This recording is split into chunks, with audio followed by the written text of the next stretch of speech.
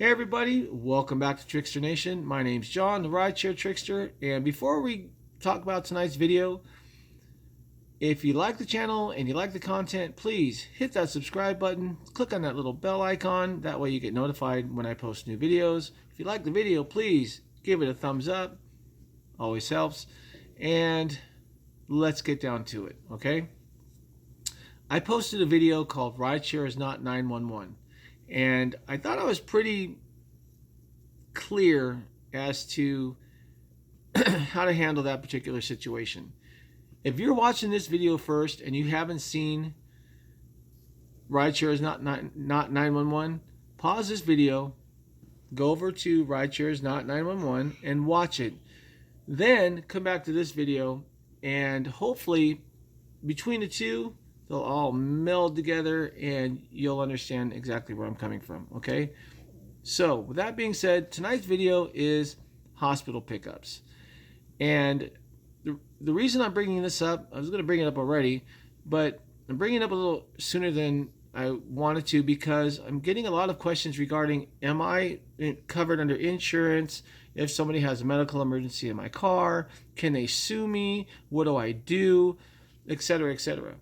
Well, with that being said, when you're sitting around waiting for that next call to come in and bing, you get it and it's a pickup from a hospital, when you pick up that patient slash passenger, and from this point we're just going to go with passenger, when you arrive at the hospital, passenger gets into your car and you hit that accept button and start driving with that passenger from that location to their home, yes, you're covered under either the hospital's insurance or their medical insurance, because 90% of the time, at least in my area, that's who is contracted through Lyft, Uber, Call the Car, or whatever gig platform you happen to be working on, to have us come out and take that passenger from the hospital to their home, okay?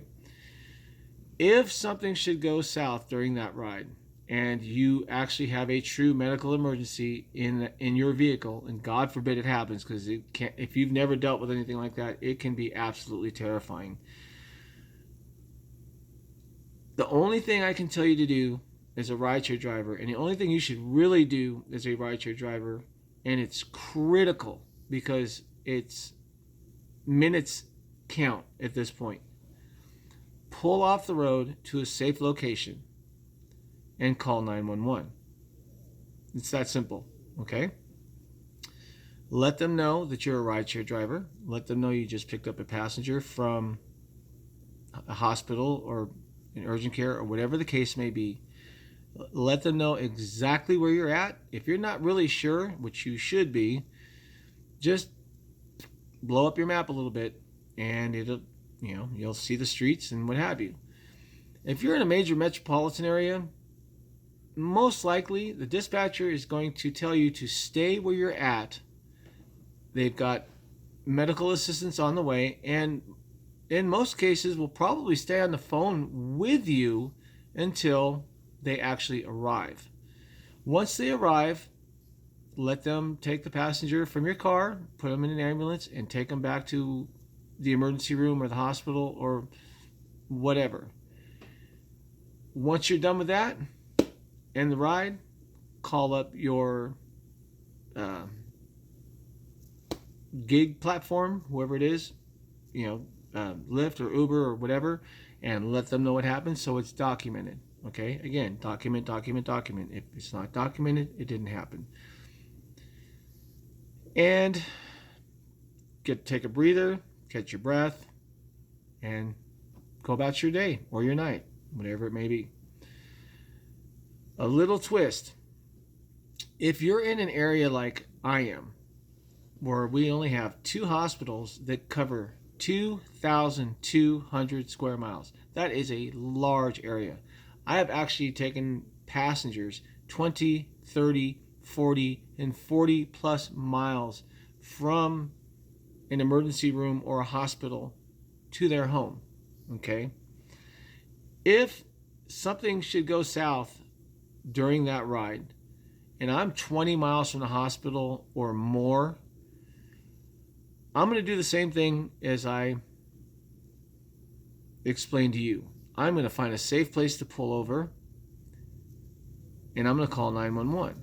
And I'm going to tell them I'm a rideshare driver.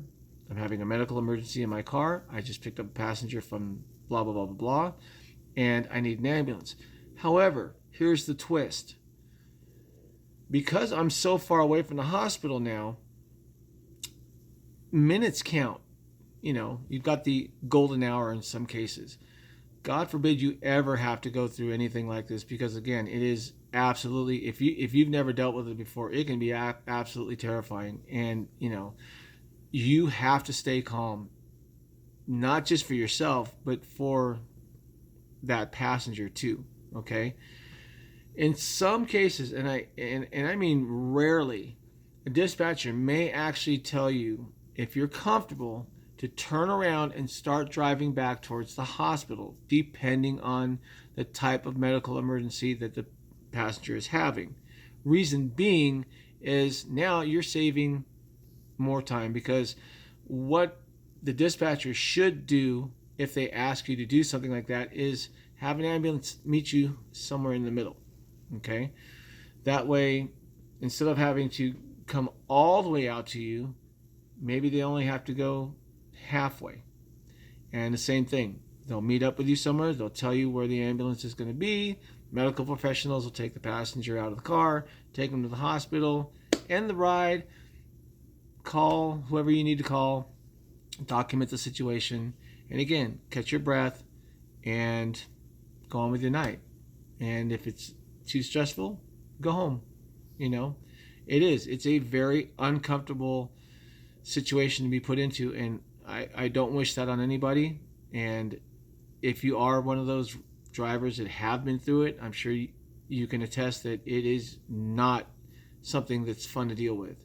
But it's a chance we take. So with that being said, I hope that the first video and this video, if you put them together, makes sense. Please leave your comments below. And again, be safe, be professional, keep it real, drive on. Trickster Nation.